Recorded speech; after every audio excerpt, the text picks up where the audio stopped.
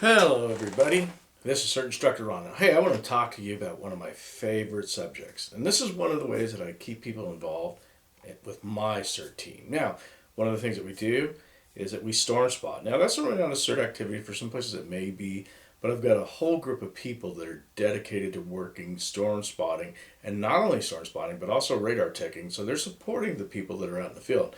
Now, myself and the other radar techs, we also support a group of firefighters in Alabama, providing them with radar, latest up-to-date things, with their weather, what's going on, so that when they go out and respond, they can do that safely. So I feel like it's a very important thing to do.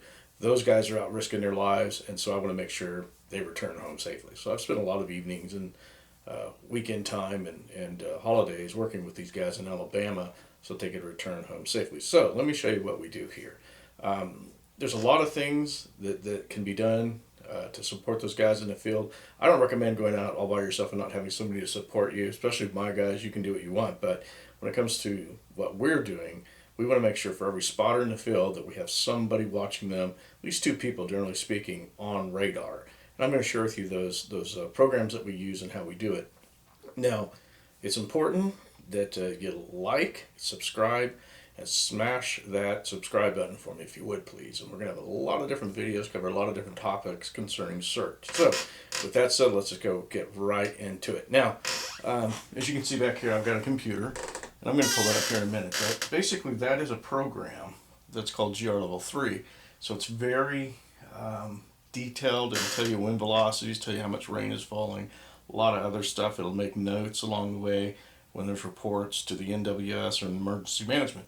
So you can see what that storm's doing, as it's tracking and moving along. So you've probably seen this kind of stuff on TV. Very, very similar. There's probably a little better, but hey, this works very fine. That's one of the programs that we use. Now, the reason that when we have spotters in the field that I'm so adamant about having somebody watch over them is that we get out there sometimes, you may not have signal, the stuff updates by your signal, and well, something could move on top of you that's very dangerous before you realize it because you've been looking at a frozen radar screen. So very important that you've got a good support team. So anybody that gets out there and storm spots, I would suggest that there are several programs that you have. Some people actually take this into the field with them, but one of the programs that I like to use too, and there's other ones out there. I'm using Radar Scope, for example, and this is kind of what it looks like. So you can kind of see what's going on there. There's not a whole lot going on, but the little red dots, those are spotters. So for example, let's see if I can find me. Hey, there's me.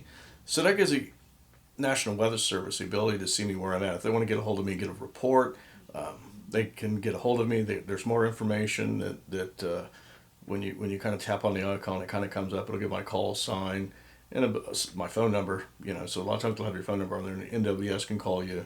The only thing about putting your phone number on there, I'll just be honest with you, I've never had it happen to me. I've only had it happen once, and it was the NWS that called me, and they wanted to see if I could see certain things or whatever. They're upgrading the program. So they noticed that my beacon was up. So with that said, you have to go to Spotter Network, create a username and whatever there, and then you take the course, and then once you pass that course, you can get a spotter beacon, and that's how people do it.